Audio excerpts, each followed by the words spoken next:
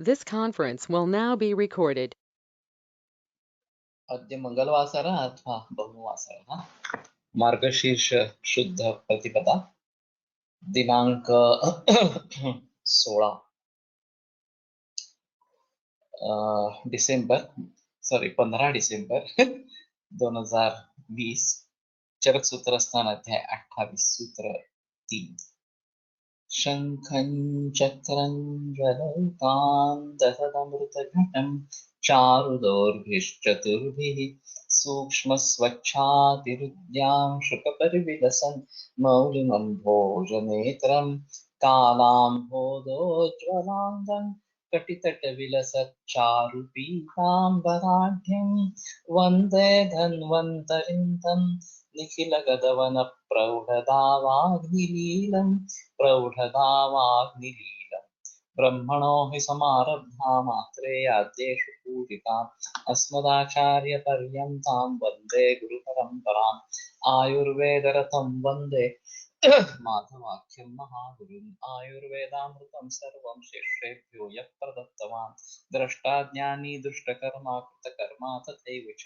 अध्यापको विश्वश्रेष्ठो महान् संशोधकस्तथा गुणैरेतैः समुदितैः यत्कार्यं प्रतनोति सः संवृद्ध्यर्थं हि कार्यस्य वयं प्रयतामहे सरस्वत्यै नमो यस्याः प्रसादात् पुण्यकर्मभिः बुद्धिदर्पणसङ्क्रान्तं जगदध्यक्षमीक्षते आत्रेयं प्रथमं वन्दे आयुर्वेदजगद्गुरुम् आयुर्वेदामृतं सर्वं गृहीत्वा हि सुरेश्वरात् अग्निवेशादिकेभ्यो यत् प्रेच्छति सप्तमः प्रथमं तन्त्रकर्तारम् अग्निवेशं नमाम्यहम्।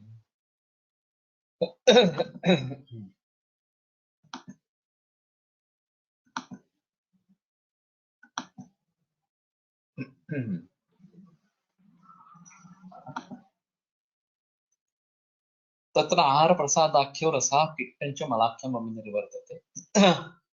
किट्टात् स्वेदमूत्रपुरीशवातपित्तश्लेष्माः कर्णाक्षिनासिका आस्य लोमकूपप्रजननमलाः केशश्मश्रुलोमनखादयश्च अवयवाः पुष्यन्ति। तर्हि किट्टात् एतानि सर्वाणि पुष्यन्ति। एतदपि चिन्त्यमेव। यथा मया उक्तं यथा आहाररसात् रसादि धातूनाम् उत्पत्तिः भवति एवमेव किट्टात् एतेषां मलाख्यानां भावानाम् उत्पत्तिः भवति एतेषां पोषणं भवति इति चिन्त्यमेव। तत्र वातपित्तश्लेष्माणाः अपि विद्यन्ते स्वेदमूत्रपुरीषाणि अपि विद्यन्ते कर्णाक्षि नासिका हास्य लोमकूपप्रचन्दनमलाः एते अपि तत्र विद्यन्ते। तर्हि किट्टात् एतेषां पोषणं कथं भवति इत्येतत् तावत् विचारणीयमेव इति तत्र स्पष्टतया प्रतिभाति। तो किट्ट से इस प्रकार की जो निर्माण होने की प्रक्रिया है मलों की बाकी सभी वो अपने अपने दो धातुओं के भी मल है। कफये रस का मल है, पित्तये रक्त का मल है वगैरह वगैरह। कफ पित्तम मलाकेशु प्रस्वेदो न करो मुझ। लेकिन किट्ट से इनकी निर्मिति होती रहती है तो इसका मतलब ये हुआ कि जाठराग्नि द्वारा सारा और किट्ट ये विभाजन हो गया। उसमें से किट्ट के ऊपर भी ये धात्वग्नि की क्रिया होती रहती है और उन धातुओं के मलों की उन मलों की भी निर्वृत्ति उत्पत्ति होती रहती है इस प्रकार से। तो सीधा इसका संबंध किट्ट का संबंध मूत्र वगैरह से भी है। ये एक अहम चीज इस प्रकार की रहेगी। और खास करके मलोचितत्वात् देह से क्षय वृद्धिस्तु पीड़ना। जब मल का क्षय हो जाता है तो वो ज्यादा तकलीफ देने वाला इस प्रकार का होता है। तो ये बात ध्यान में रखनी पड़ेगी। पुष्यन्ति तो आहार रसा, ये भी एक अजीब बात है कि आहार रस के बारे में पहले बात करने के बजाय पिट्ट के बारे में पहली बात की है और फिर आहार रस से क्या क्या उत्पन्न होता है इसके बारे में बताया है। तो ये भी थोड़ा अजीब है क्योंकि सारभाग जो है वो आहार रस है और इसमें जो बात बताई गई कि उष्णित तो आहार रसात रस रुधिर मांस मेदो अस्थि मज्ज शुक्र ओजांस, ये सब धातु जो है वो उसी क्रम से लिखे गए हैं। पंचेंद्रिय द्रव्याणि धातु प्रसाद संज्ञका, ये भी एक अहम मुद्दा है कि आहार रस से पंचेंद्रिय द्रव्य जो धातु प्रसाद संज्ञक इस प्रकार के बताए गए। वास्तव में भौतिकानि ते इंद्रियाणि आयुर्वेदे वर्ण्यन्ते, इंद्रिय जो है वो भौतिक इस प्रकार की बताई गई है। तो महाभूतों से उनका संबंध है और वैशेषिकों के अनुसार गणुकारब्ध इंद्रिय है। केवल आकाश महाभूत को स्वयं ही इंद्रिय है, बाकी इंद्रियों के बारे में उन महाभूतों के परमाणु उसमें कारण है और द्व्यणुक से इंद्रिय बनते हैं ऐसा उनका कहना है। आयुर्वेद के अनुसार पांचभौतिक है इंद्रिय, लेकिन उसमें एक एक महाभूत का आधिक्य है। तो घ्राणेन्द्रिय पृथ्वी महाभूत का आधिक्य रखने वाला और इसीलिए पृथ्वी के गंधक गुण का ग्रहण करने वाला इस प्रकार का है। स्पर्शन इंद्रिय जो है वायु महाभूत का आधिक्य होने वाला और इसीलिए स्पर्श का ग्रहण करने वाला इस प्रकार का है। तो ये बात समझ लेनी चाहिए कि महाभूतों का उसमें आधिक्य है और यह बात अन्य जगह भी बताई गई है शरीर में खास करके। और इंद्रियणि इंद्रियार्थम ही स्वंसं गृह्णाति मानवः नियतं तुल्यो नित्वात् नान्ये नान्यमिति स्थिति। उस इंद्रिय से उसका जो अर्थ है उसी का ग्रहण होता है, न अन्य न अन्य। घ्राणेन्द्रिय से रूप दिखाई देगा वगैरह ऐसा नहीं होता। क्यों? नियतम तुल्य नित्वात्, निश्चित रूप से उसी विषय का ग्रहण किया जाएगा क्योंकि तुल्य योनि है। गंध की योनि भी पृथ्वी महाभूत है और घ्राणेन्द्रिय की योनि भी पृथ्वी महाभूत है। दोनों पृथ्वी महाभूतों से निर्माण होने वाले हैं और इसलिए घ्राणेन्द्रिय गंध का ग्रहण करने के लिए सक्षम होता है। तो वहां पे मुद्दा जो आया है वो महाभूत का आधिक्य किसमें किस प्रकार का है उसके आधार पर ये बात निश्चित है। यहाँ धातु प्रसाद संज्ञ का, तो धातु प्रसाद संज्ञ का इंद्रिय है तो महाभूतों से संबंध होकर भी जिस धातुओं में वो स्थित इस प्रकार का है, ये एक थोड़ी अहम चीज इस प्रकार की रही। और पृथ्वी महाभूत प्रधान जो धातु होंगे उनका प्रसाद स्वरूप घ्राणेन्द्रिय होगा। जल महाभूत प्रधान जो धातु होंगे उनका प्रसाद स्वरूप इस प्रकार का रसनेन्द्रिय होगा वगैरह वगैरह, और उन्हीं के द्वारा उनका पोषण इस प्रकार का होता रहेगा। तो इंद्रियों की बाधा अगर होती है वायु से तो उसके कर्म में बाधा आ सकती है। श्रोत्रादिषु इंद्रिय वधन, ये जो वातव व्याधि में बताया गया है कि श्रोत्र आदि में अगर वात का प्रकोप हो जाता है तो इंद्रिय वध वो करता है इस प्रकार से। तो उस बात को ध्यान में रखते हुए अगर यहाँ कहीं पे इंद्रिय हानि होती है तो धातु प्रसाद संज्ञ के इंद्रिय होने के कारण धातु प्रसाद कैसा निर्माण हो इसके बारे में सोचना पड़ेगा। एक तो बात यह है कि जिन प्राणियों में इस प्रकार की क्षमता, उस प्रकार के इंद्रिय की क्षमता ज्यादा है, उनका प्रयोग करना ये एक अहम चीज होती है। गृध्र के यानी कि गरुड़, गृध्र नहीं गरुड़, तो इसके बारे में काफी जिक्र नेत्र रोग में किया गया है क्योंकि उसकी दृष्टि बहुत ही अच्छे से दार लाल होती है। तो जैसे गरुड़ है, वैसे सूंघने की शक्ति ज्यादा रखने वाला श्वान है। तो कुत्ता जो है वो सूंघने की शक्ति बहुत ज्यादा उसकी अच्छी है इस प्रकार से। वैसे देखा जाए तो रसनेंद्रिय किसका अच्छा है, इसके बारे में कोई वर्णन नहीं आता। और स्पर्शनेंद्रिय किसका अच्छा है, इसके बारे में ज्यादा वर्णन इस प्रकार का नहीं आता। फिर भी इनके बारे में थोड़ा विचार कर सकते हैं, जिनके बारे में हमें मालूम है कि इनकी इस प्रकार की शक्ति ज्यादा है। इंद्रिय संबंधित व्याधीमध्ये महाभूत कन्सिडर करून केलेली चिकित्सा जास्त फलदायी होईल का? वो तो होना ही है लेकिन कैसे करेंगे ये सबसे अहम चीज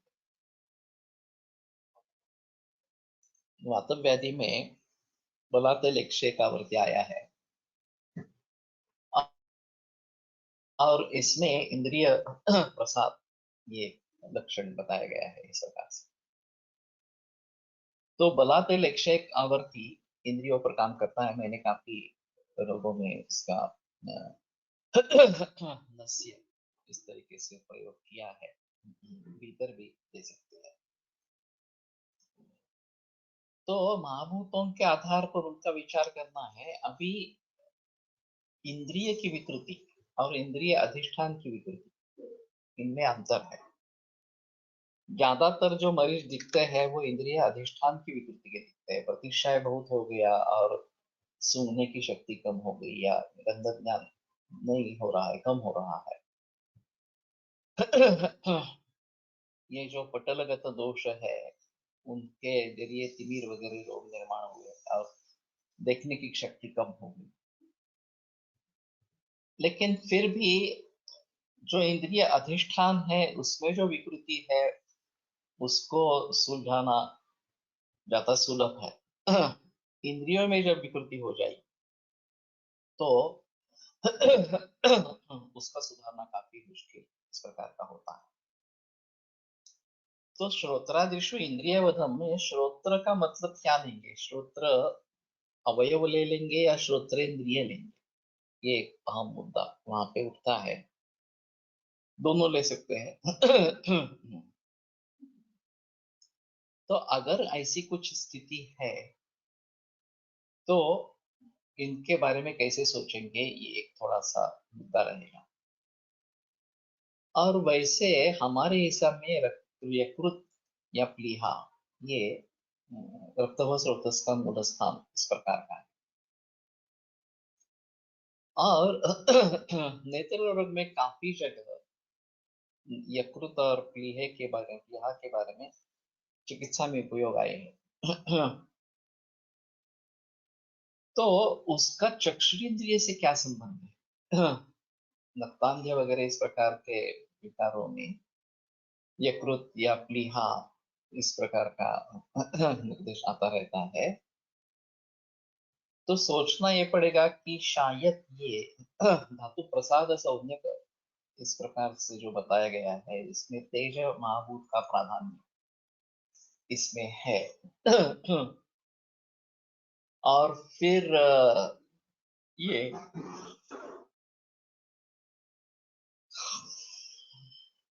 रक्त दूष्य अगर अच्छा बने, सबल इस प्रकार का बने, प्रसाद स्वरूप बन जाए तो चक्षुरेंद्रिय की विकृति दूर हो सकती है।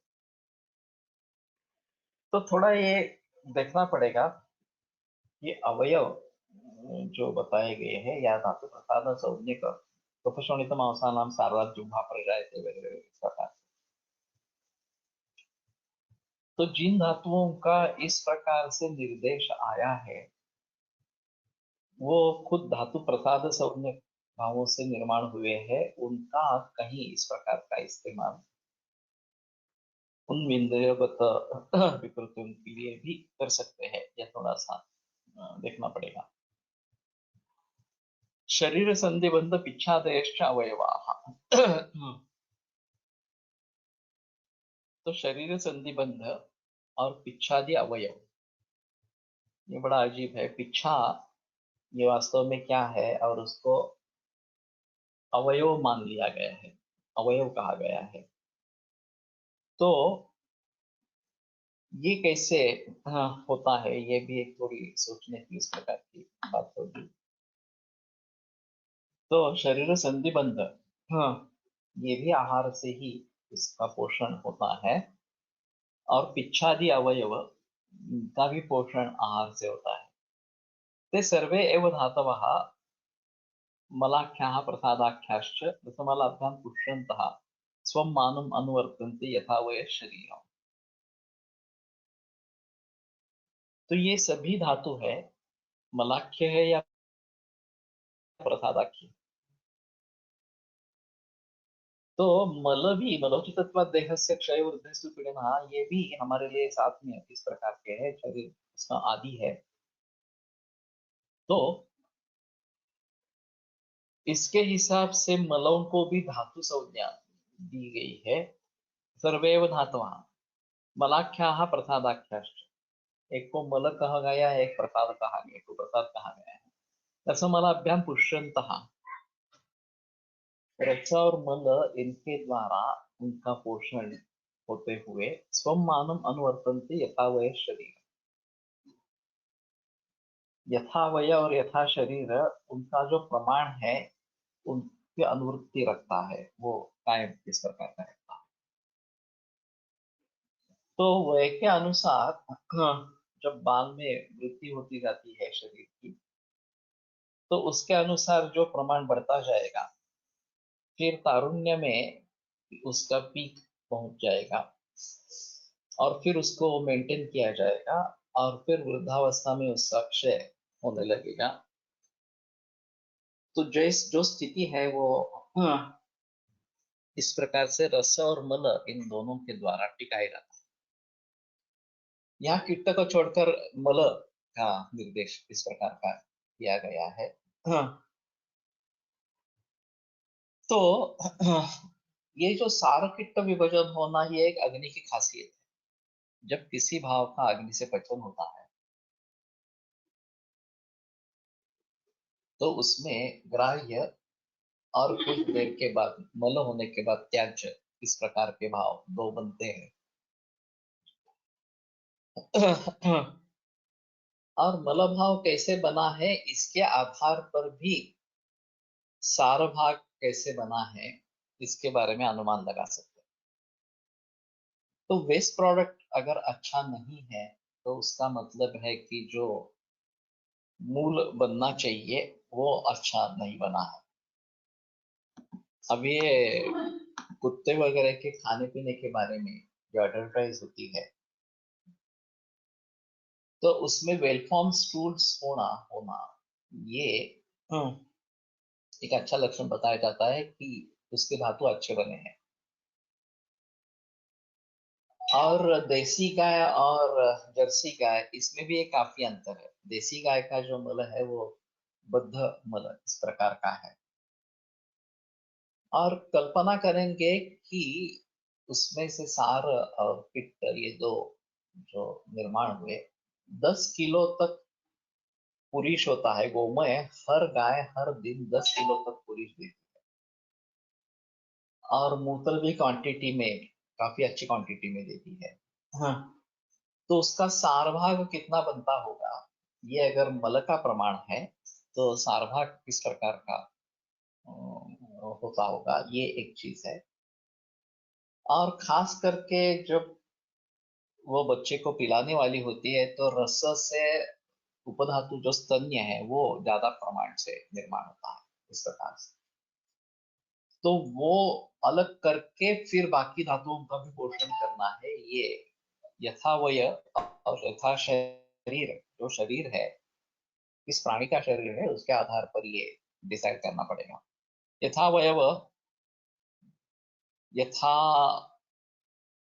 आयु, उन उन भाव का विभाजन करने वाले घटक कौन से रहेंगे।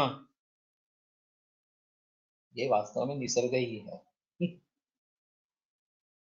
पोषक अंश, अग्नि की प्रक्रिया और परिणमन, ये 3 घटक उसमें रहते हैं। तो जो ज्यादातर जो मॉडल प्रचलन में है, रसाद रत्न तत्व मांसन मांसान वेद तत्व इसके बारे में,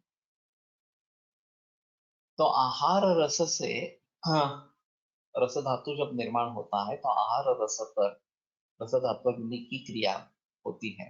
उसमें 3 अंश बनते हैं, एक स्थायी रस धातु, एक रक्त पोषक अंश और एक रसमद कफ, इस प्रकार। फिर रक्त पोषक अंश पर फिर से रक्त धात्वग्नि क्रिया होते हैं, उसमें स्थायी रक्त पोषक मांस और रक्त का मलपित्त, इस प्रकार से। तो ये प्रक्रिया शुक्र से ओज बनने तक चलती रहती है। ऐसा जो प्रचलन में मॉडल है उसके बारे में जो सोचना पड़ेगा ये बेहतर तरीका इस प्रकार का। तो उसमें क्या है कि आहार से लेकर शुक्र तक जब ये पहुंचते हैं धातु, तो सभी धातुओं से, सभी धात्वग्नि से परिणम होते होते शुक्र तक पहुंचते हैं। तो इसलिए शुक्र में सभी धातुओं का रिप्रेजेंटेशन आ जाता है और वो पूरा देह निर्माण करने में सक्षम इस प्रकार का होता है। अभी फ्रैगमेंटेड अप्रोच में रिप्रोडक्टिव सिस्टम अलग है। रिप्रोडक्टिव सिस्टम से जो देह बनेगा, स्त्री बीज या पुरुष बीज है, दोनों के संयोग से, उस बीज में ये पूरे शरीर का अंश कैसे आता है उसके बारे में अनुपति में जिक्र नहीं। ये तो मान लेते हैं कि हाँ ठीक है, ये बीज इस प्रकार का होता है कि उसमें सभी, हाँ, भाव होते हैं और तभी उससे, हाँ, पूरा शरीर बन सकता है।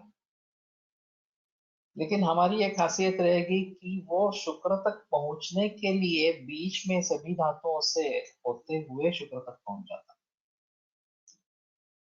और जो धातुओं से जा रहा है, धात्वग्नि की प्रक्रिया हो रही है, उसमें मलवी निर्माण हो रहे हैं।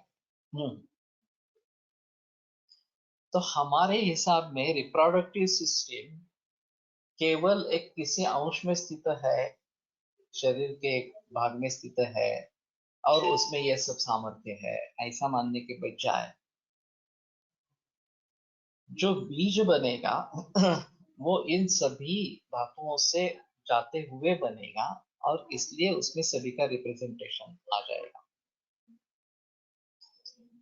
अब जब ये बीज बीज भागावयव की दृष्टि हो जाती है, ऐसा बोलते हैं, और उससे कुछ जन्मजात विकृतियां निर्माण होती है,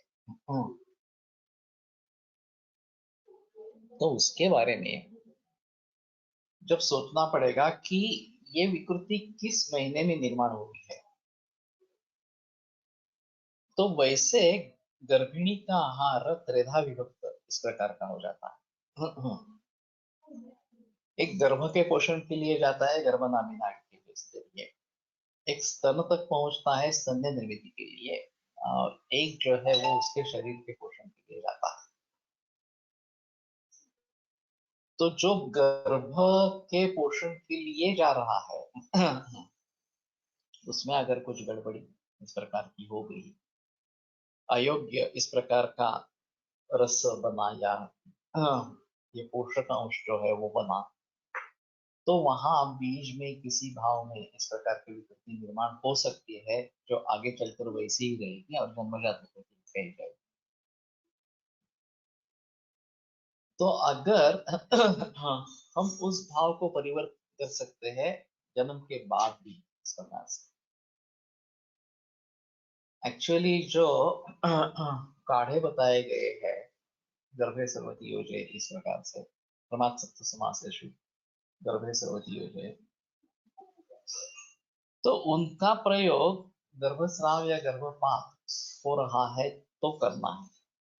लेकिन उस महीने की जो विकृतियां हैं उसके पीछे जो दोष वैषम्य है वो ठीक करने का सामर्थ्य उसमें है, इस प्रकार से सोच सकते हैं। और इसलिए उस महीने में विकृति होने के कारण जो विकृतियां निर्माण होती है वो दुरुस्त करने का सामर्थ्य उसमें रहता है। इस विचार से मैंने काफी मरीजों में कंजेनाइटल एनोमली में गर्भपात रस और उस महीने का काढ़ा टैबलेट या गल्प फॉर्म में इस प्रकार से दिया है और काफी अच्छे रिजल्ट्स उसके आ रहे हैं। तो कहने का मतलब यह है कि अगर हमें इस प्रकार के विकृतियों को दूर करना है, दुरुस्त करना है, तो हम इससे ले सकते हैं, मुद्दे ले सकते हैं और खास करके गर्भिणी अवस्था में इसके बारे में गहराई में जाकर सोचना जरूरी इस प्रकार का है। एवं रसमलौ स्वप्रमाण अवस्थितौ आश्रयस्य समधातोः धातुसाम्यम् अनु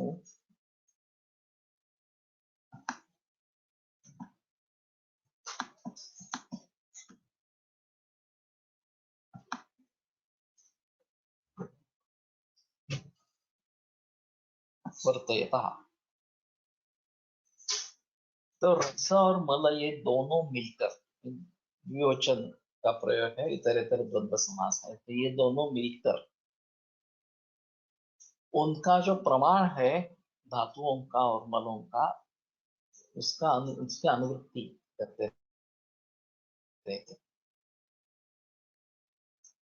तो शर्काचार्य तच्च नित्यं प्रयुञ्जेत स्वास्थ्यं येनानुवर्तते, जिससे स्वास्थ्य बना रहे उसी का प्रयोग करते रहो, उसी का सेवन करते रहो, नित्य सेवन जो करना है। अजातानां विकाराणां अनुत्पत्ति करंचे, और जो विकार निर्माण नहीं हुए हैं या निर्माण होने की आशंका है उनको जो निर्माण नहीं करने वाला हो, ये इसमें एक अहम बात इस प्रकार की है। 7व्या महिन्यात सर्व अवयव उपचित असं आलंय, मग 7व्या महिन्याचा औषध सर्वच अवयवांच्या विकृतीमध्ये वापरता येईल का? होता है, लेकिन अगर हमें पता चलता है कि चौथे महीने में, 5वें महीने में, 6ठे महीने में विकृति है, तो उसके साथ 7वें महीने का भी कल्प दे सकते हैं। अगर ऐसा प्रतीत हुआ कि 7वें महीने में ही विकृति हुई है, तो सीधा 7वें महीने का दे सकते हैं। लेकिन अगर पता चलता है कि नहीं, चौथे महीने से आरंभ हुआ है, व्यक्ति होती मासस्य तृतीय गात्र पंचकम ऊर्ध्वाधर शक्ति निवाह सर्व सूक्ष्मांग जन्म, वैसे तृतीय मंत्र ये ज्यादा महत्वपूर्ण है। सर्व सूक्ष्मांग जन्म तीसरे महीने में बताया गया। तो कई बार मैंने तीसरे और 7वें महीने का इकट्ठा करके दिया है, दोनों का प्रयोग किया है। तो आरंभ तीसरे महीने से और परिपूर्णता 7वें महीने में, इस प्रकार से अगर समझ लेते हैं तो इस प्रकार की शुरुआत कर सकते हैं। तो मेरे ख्याल में हिस्ट्री लेने की कोशिश करें और फिर उसके ऊपर डिसाइड करें कि किस महीने का देना है या किन किन महीनों का देना है, इस प्रकार से। निमित्तस्तु क्षीणवृद्धानां प्रसादाख्यानां धातूनां प्रतीक्षायाभ्याम् आहारमूलाभ्यां रसः साम्यम् उत्पादयति आरोग्याय। तो क्षीण और वृद्ध ऐसे जो प्रसादाख्य धातु है, वृद्धिक्षायाभ्याम आहार मूलाभ्याम रसा साम्य उत्पादयति, रस जो है, तो अगर धातु क्षीण हुए हैं तो वृद्धि, और धातु वृद्ध हो गए तो उनका क्षय करके आहार मूलाभ्याम। तो आहार जिसका मूल है, इस प्रकार से साम्य उत्पादयति आरोग्य, रस जो है वो क्षीण धातुओं में भी साम्य निर्माण करता है, वृद्ध धातुओं में भी साम्य निर्माण करता है। तो आहार मूलाभ्याम वृद्धि क्षयाभ्याम, इसमें एक अहम चीज है कि आहार उसका मूल है। रस यद्यपि ये काम करने वाला है, तो भी ये आहार के ऊपर निर्भर है। तो उस प्रकार का आहार दिया जाए कि जो वृद्ध धातु को कम करे या क्षीण धातु को धातु का वर्धन करे, तो रस उसका साम्य निर्माण करता है आरोग्य के लिए। किट्टंच मलानाम एवमेव, और उसी प्रकार से किट्ट भी मलों का साम्य निर्माण करता रहता है, जो इस प्रकार से क्षीण या वृद्ध इस प्रकार के हो गए हो तो। Some kids are have hearing problem from birth, what can be seen. इंद्रियगत विकृति के मानकर चलना है, इस प्रकार से है। और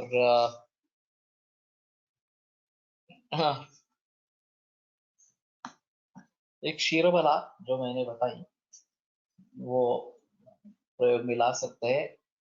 वैसे सर्वेन्द्रियाणि येनास्मिन् प्राणा येषु च संश्रिताः यतुत्तमांगम अंगानां शिरस्तवति। शिर जो है वो इंद्रियों का स्थान है, सभी इंद्रियों का। और नासा ही शिरस द्वार, नासा जो है वो शिर का द्वार है। तो अगर हमें इंद्रियों पर कुछ काम करना है तो नस्य अहम है। ये पंचेंद्रिय वर्धन तेल, अणु तेल या क्षीरबला एकशेखावर्ती वगैरह वगैरह इस प्रकार के द्रव्यों का नस्य करते हैं तो इसमें काफी फायदा हो सकता है। और वैसे भी गर्भिणी अवस्था में जो धातु वगैरह इस प्रकार से निर्माण होते होंगे, और धातु प्रसाद सौज्ञक्य उन धातुओं के साथ निर्माण होती रहती है, तो शायद ये लघुमालिनी, मधुमालिनी, सुवर्णमालिनी, वसंत वगैरह जो है, इनके साथ में गर्भपाल रस और फलग्रुत इनका प्रयोग करते रहेंगे तो ये कंजेनाइटल हियरिंग प्रॉब्लम में फायदा हो सकता है। थोड़ा देखना पड़ेगा, ज्यादा मरीज तो देखे नहीं है मैंने इस प्रकार से। और हमारे पास उतने आते भी नहीं है इस प्रकार के। इंट्रायुटेराइन एडिशन मुळे अबॉर्शन होतात अशी कंप्लेंट असेल तर कसा विचार करावा? ये भी बताना मुश्किल है। ये मैंने आप तक नहीं सुना है एडिशंस के जरिए abortion. Septal defect, septate uterus था, और उसके साथ में माइट्रल स्टेनोसिस था गर्भिणी को या उस औरत को। तो सभी ने बताया था कि नहीं, तुम्हें कुछ हो नहीं सकता, एक तो सेप्टेड यूटेरस है और ये भी रिस्क बड़ी है, माइट्रल स्टेनोसिस की भी रिस्क बड़ी है। वो मेरे पास ट्रीटमेंट के लिए आई। मैंने कहा कोशिश कर सकते हैं, अभी नहीं बता सकते क्या होगा एक्चुअली, लेकिन अगर तुम्हें कोशिश करनी है तो कोशिश करें। और कंसेप्शन हो गया, और सेप्टेड यूटेरस होने के बावजूद भी गर्भवती अच्छी रही, इसमें कोई प्रॉब्लम नहीं है। फिर 7वें महीने में कार्डियोलॉजिस्ट का ओपिनियन हुआ कि अभी कम से कम वॉल्वोटॉमी करते हैं, तो प्रेगनेंसी डिलीवरी में प्रॉब्लम नहीं है। क्योंकि अभी अगर नहीं करेंगे और डिलीवरी में कुछ प्रॉब्लम आ जाएगा तो बहुत बड़ा खतरा इस प्रकार का होगा। और अभी बलून वॉल्वोटॉमी करेंगे, ऑपरेशन एक्चुअल नहीं करेंगे, इस प्रकार से आगे चलकर ये बलून वॉल्वोटॉमी से भी काम नहीं चलेगा। तो मैंने कहा ठीक है, बलून वॉल्वोटॉमी ही सही, तो करवा दो 7वें महीने में। वो अच्छी होगी। फिर जब डिलीवरी के लिए रजिस्टर करना था तो एक भी अस्पताल उसको लेने के लिए तैयार नहीं था। ये दोनों सेप्टेड यूटेरस और माइट्रल स्टेनोसिस, ये दोनों को सुनते ही नहीं, नहीं हम नहीं एक्सेप्ट करेंगे। सिर्फ पुणे में केएम अस्पताल ने उसको एडमिट किया और रिस्क उठाई, और आश्चर्य है उसकी नॉर्मल डिलीवरी हुई। तो ये भी काफी अजीब बात है। पहले तो कंसेप्शन होगा या नहीं होगा ये भी संदेह की बात थी। अगर होता तो भी एबॉर्शन के चांसेस ज्यादा थे, और उसके बाद भी माइट्रल स्मॉल स्टेनोसिस क्या करेगा, ये भी एक बड़ी दिक्कत है। डिलीवरी के समय, लेकिन अच्छा रहा, कुछ भी प्रॉब्लम नहीं आया और नॉर्मल डिलीवरी हो गई और वो औरत भी अच्छी है इस प्रकार से। तो ये बताना काफी मुश्किल है कि अगर एडिशंस इस प्रकार की है तो एबॉर्शन को टाल सकते या नहीं टाल सकते, इसके बारे में बताना जरा मुश्किल है। स्वमानातिरिक्ताः पुनरुत्सर्गिणः शीतोष्णपर्याये गुणैश्च उपचर्यमाणाः मलाः शरीरधातुसाम्यकराः समुपलभ्यन्ते।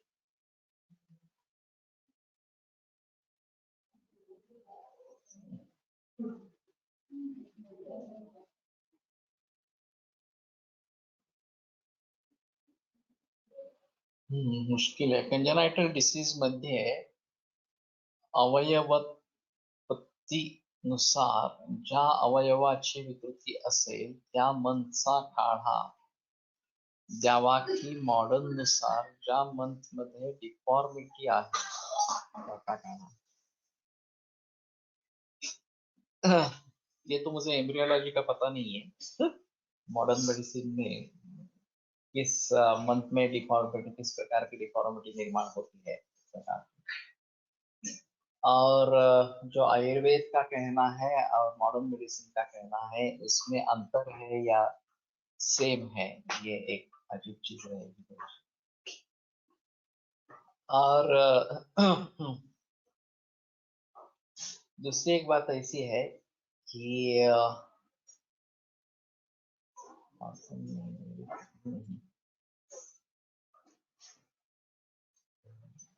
यहाँ पे पक्का याद नहीं आ रहा। मेरा व्याख्यान हुआ था साउथ में ही, शायद बाद में याद आएगा। तो वहां पे मुझे बताया गया था कि उनका एनाटॉमी, हाँ, कलेक्शन बहुत अच्छा है, तो वो देखो। तो मैंने वो जाकर देखा तो एम्ब्रियोलॉजी के बहुत सारे स्पेसिमेंस वहां पे रखे थे।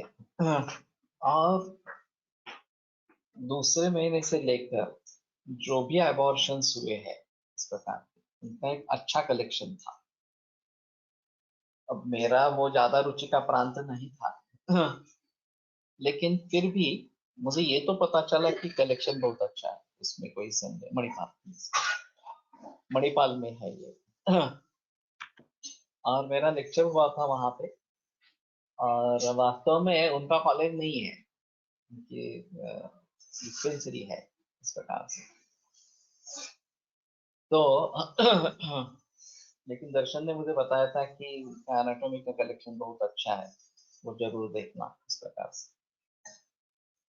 तो जहां ऐसी कुछ चीजें हैं उसके बारे में सावधान रहना, उसके बारे में जो जानकारी मिले उसका फायदा उठाना, ये एक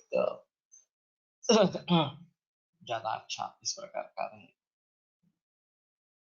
स्वमानातिरिक्तः पुनः उत्सर्गिणः, ये थोड़ा सा अजीब है।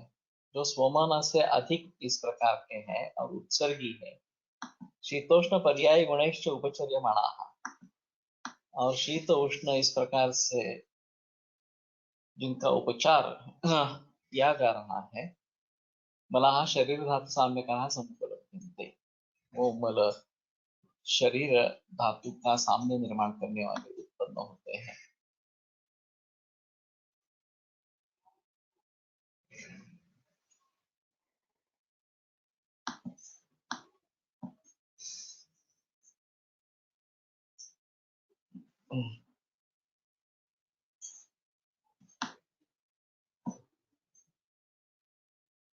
जसं धातू परिपोषण क्रम, गर्भिणीमध्ये 7, 8, 9 महिन्यामध्ये सुवर्णमाने निवसंत देतात, ते कोणत्या औषधासोबत द्यावे की एकेरी वापरावा आणि अनुपान काय वापरावं?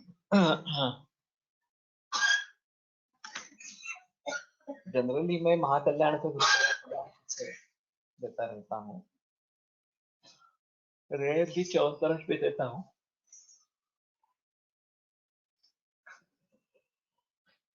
और मैं तो अगर पूरी में देता हूँ तो सूक्ष्म सुवर्ण माननीय सिंह देता हूँ, अगर प्रिस्क्राइब करता हूँ तो एक गोली सुबह एक बार इस प्रकार की प्रिस्क्राइब करता हूँ। और ये फॉलोड बाय दूध सुवर्ण सिद्ध क्षीर इस प्रकार का रहेगा तो ज्यादा बेहतर इस प्रकार का रहेगा। अब 7वें महीने में परिपूर्णता आ जाती है और फिर 8वें और 9वें महीने में ये पोषण होता रहता है, पुष्टि गर्भ होती रहती है और खास करके 8वें महीने में ओज अस्थिर हो जाता है और इसलिए डिलीवरी खतरनाक मानी जाती है। अगर बच्चे में ओज है तो वो जिंदा रहता है, नहीं तो उसकी मृत्यु की संभावना रहती है। और मैंने एक उदाहरण ऐसा देखा है कि माता को ओजोक्षय की प्रॉब्लम होगी इसके बाद में 8वें महीने में, बच्चा तो बच गया इस प्रकार से और वो काफी दिन तक चलती रही। तो ये एक अहम चीज इस प्रकार की रहेगी और उस हिसाब से सुवर्ण मालिनी वसंत ज्यादा अच्छा है। सुवर्ण खुद खोज को बढ़ावा देने वाला इस प्रकार का है। तो और सभी धातुओं के पोषण के बारे में उसमें जिक्र ये हो सकता है। और शायद कलखापरी ये एक अहम चीज है इसमें कि जिसके जरिए ये सभी धातुओं का पोषण भलीभांति इस प्रकार का होता है। और फिर उसके बारे में थोड़ा सोचना पड़ेगा।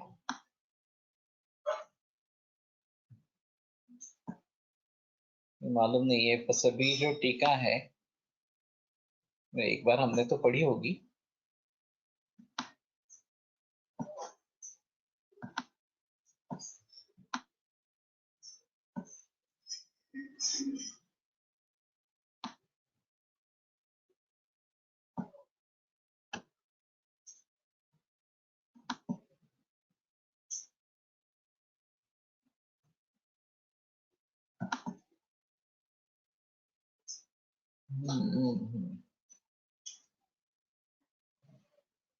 क्या हुआ?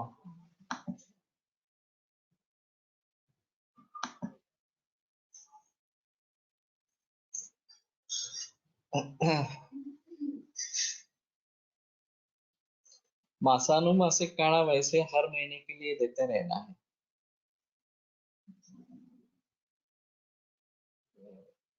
ये उस पेज को प्रॉब्लम हो रही है क्या?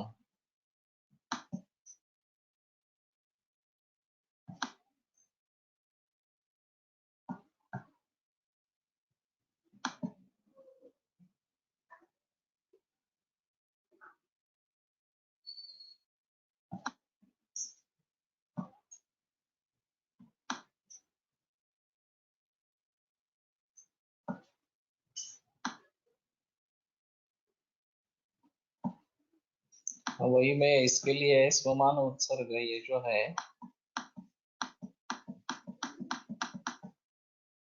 हाँ, 242 पेज को प्रॉब्लम आ रही है।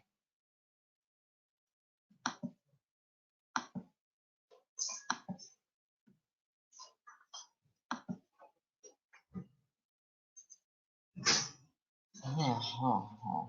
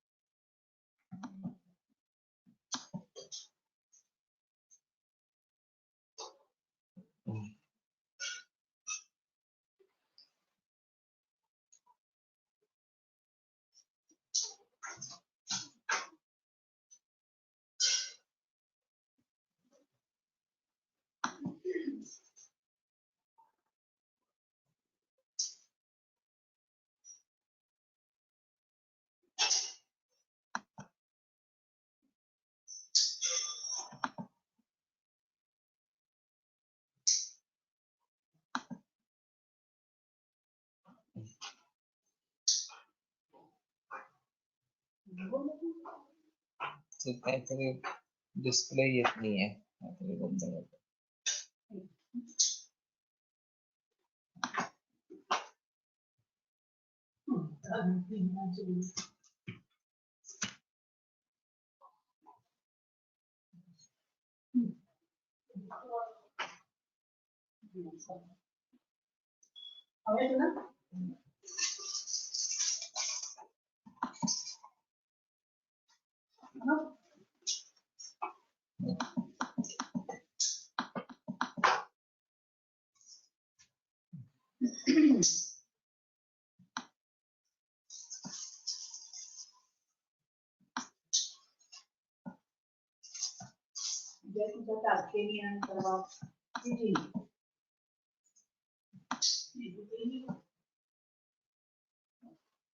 हाँ, स्वमानिते उत्सर्गो बहिर्निस्सरणं संशोधन रूपम येषां शास्त्रोक्तम् अस्ति. उत्सर्गं वा वहन्ति इति उत्सर्गः. वृद्धानां मलानां चिकित्सान्तरमः शीतोष्ण इत्यादि. पर्यायः विपर्ययः तेन शीतोष्ण विपरीत गुणैः इत्यर्थः. तेन शीतसमुत्थे मले उष्णम् तथा उष्णसमुत्थे शीतोपचारो भवति, शीतोपचारो भवति. आदि शब्दश्चात्र निर्दिष्टः. तेन स्निग्धवृक्षादीनां विपरीतगुणानां ग्रहणं किंवा पर्यायगुणाः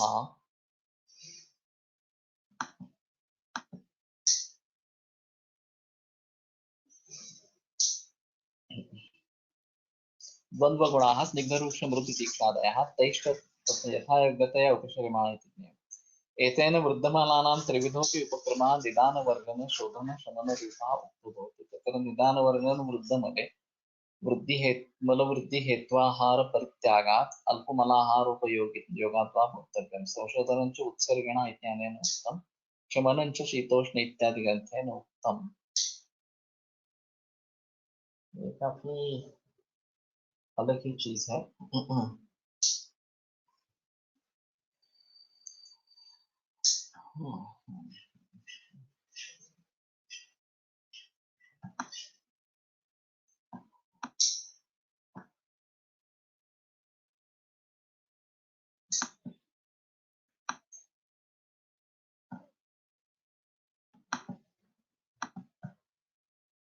स्वमानातिरिक्ताः पुनः उत्सर्गिणः शीतोष्ण पर्याय गुणैश्च उपचार्यमाणाः मलाः शरीरधातु साम्यकराः समुपलभ्यन्ते. तो जो बढ़े हुए हैं समानातिरिक्त पुनः उत्सर्गिणः, जो अगर अपने आप बाहर निकल जा रहे हैं या शोधन के द्वारा बाहर दिया जा रहा है. शीतोष्ण पर्याय गुणैश्च उपचर्यमाणाः, शीत उष्ण और उनके विपर्यय इस प्रकार के गुणों से जिनका उपचार किया जा रहा है. मलाह शरीर धातु साम्यकराः समुपलभ्यन्ते. इस प्रकार के दोष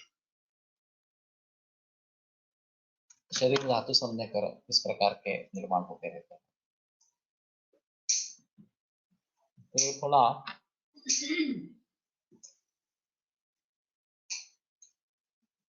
टेढ़ा है. इस प्रकार से क्यों बताया, इसके बारे में सोचना पड़ेगा थोड़ा सा. और बीच में जो टीका है सभी, वो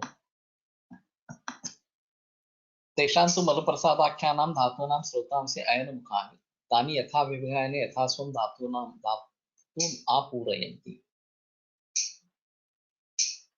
तो इनके जो मल और प्रसादाख्य जो धातु है, उनकी स्रोतस ये अयन मुख इस प्रकार के है. तो उनके वहन के लिए और उनके परिणमन के लिए ये एक अहम चीज इस प्रकार की रहेगी कि ये अयन भूत स्रोत जो है वो अयन भूत इस प्रकार के बताए गए हैं.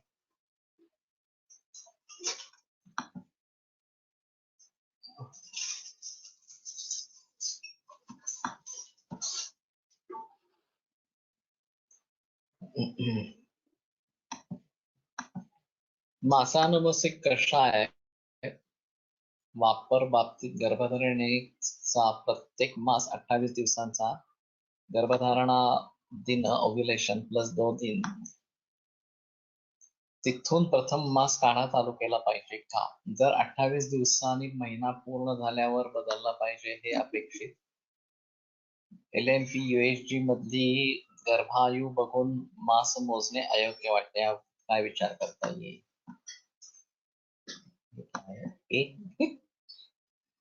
ये बड़ा एक प्रश्न है.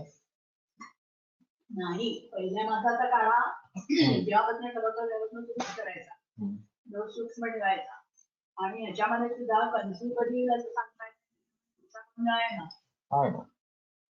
म्हणजे काय फार बरोबर नाही. जनरली पहले महीने में एबॉर्शन कब हो जाता है पता नहीं लगता. गर्भस्रावती योजनेत ऐसा बताया गया है. तो पहले महीने में गर्भस्राव हो रहा है ऐसा प्रतीत होना चाहिए वास्तव में. अभी सद्योगृहित गर्भ लक्षण जो है वो देखनी चाहिए और उस गर्भिणी को भी महसूस होनी चाहिए,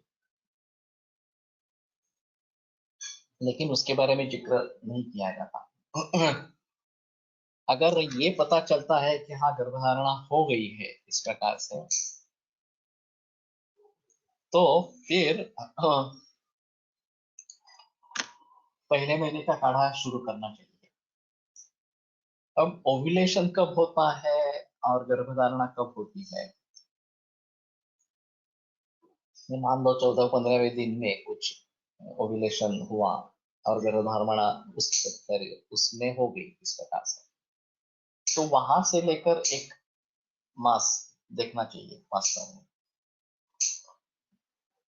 अभी जो देखा जाता है वो LMP के हिसाब से देखा जाता है या फिर आगे सोनोग्राफी में कितने वीक्स का गर्भ है ये पता चलता है, तो उसके आधार पर महीने जो है वो गिनते हैं इस प्रकार से. तो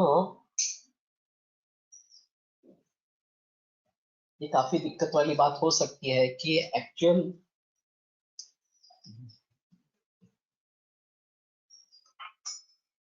एक महीना पूरा होके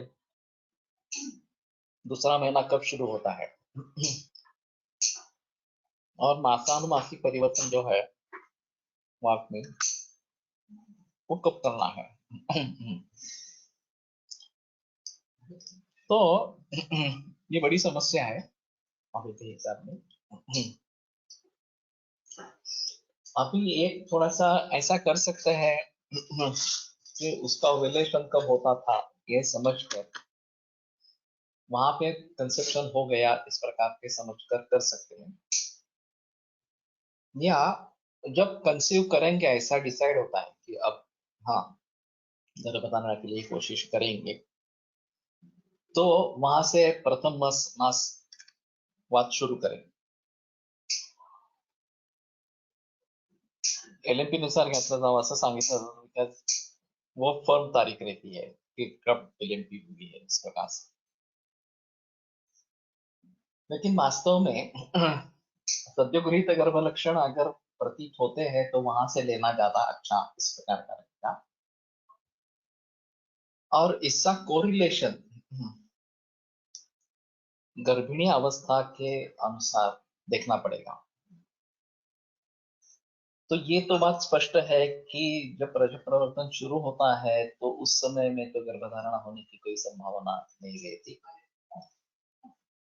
तो पहले 3 दिन जब ये स्राव होता रहता है तो मैथुन का निषेध ही है. चौथे दिन से लेकर गर्भधारणा हो सकती है, लेकिन ज्यादातर देखा जाता है 12वें 13वें 14वें दिन पे शुरू होता है इस प्रकार से. और भाव प्रकाश में एक रेफरेंस है कि पूरा महीना भी इन औरतों के लिए ऋतुकाल हो सकता है, तो कभी भी गर्भधारणा हो सकती है. तो ये थोड़ा सा अजीब इस प्रकार का है. बेहतर ऑप्शन होगा कि हम ये देखने की कोशिश करेंगे कि ओव्यूलेशन पीरियड कैसा है और उसके आधार पर आगे चलते जाएंगे और उसका कोरिलेशन सोनोग्राफी के साथ जोड़ेंगे अगर इस प्रकार का है या नहीं है। तो मेरे ख्याल में अपने ग्रुप में बहुत सारे लेडीज वैद्य है जो इन प्रकार से डील करते रहते हैं, तो वो उसके बारे में जानकारी देते कि किस प्रकार से इसमें हम समझ सकते हैं। और जिस तरीके से हमें पता चले कि अब इस महीने का काढ़ा शुरू करना है इस प्रकार से, और फिर एनोमली के बारे में भी इसी प्रकार से सोचना पड़ेगा। अगर ये एनोमली जब कभी हुई हो तो उससे ये देखना चाहिए।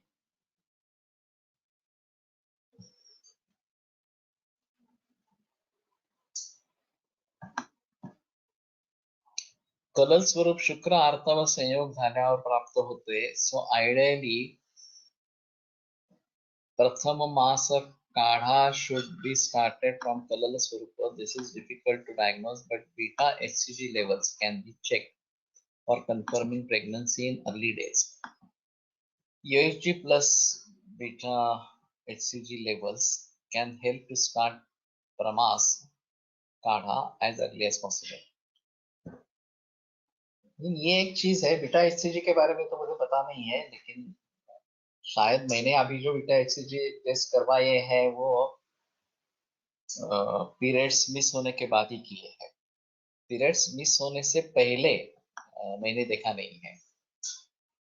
तो अगर उस समय भी पता चल सकता है कि बीटा एचसीजी लेवल हाई आ रहे हैं, प्रेगनेंसी के चांसेस है, तो प्रथम मास का काढ़ा शुरू कर सकते हैं, ऐसा थोड़ा सा रहेगा। तो ये थोड़ा ऑब्जेक्टिव पैरामीटर रहेगा। और शुक्रास्नान अनुबंधनम, ये जो इस प्रकार का बताया गया है उसके लक्षण जो बताए गए हैं, तो उसके आधार पर थोड़ा निश्चित कर सकते हैं कि गर्भधारणा हो गई है इस प्रकार से। तो मेरे ख्याल में अगर ये भलीभांति समझ पाएंगे तो उस दिन से शुरू करेंगे। इम्पॉर्टंट 16 डेज पासून सुरू करणे बेटर।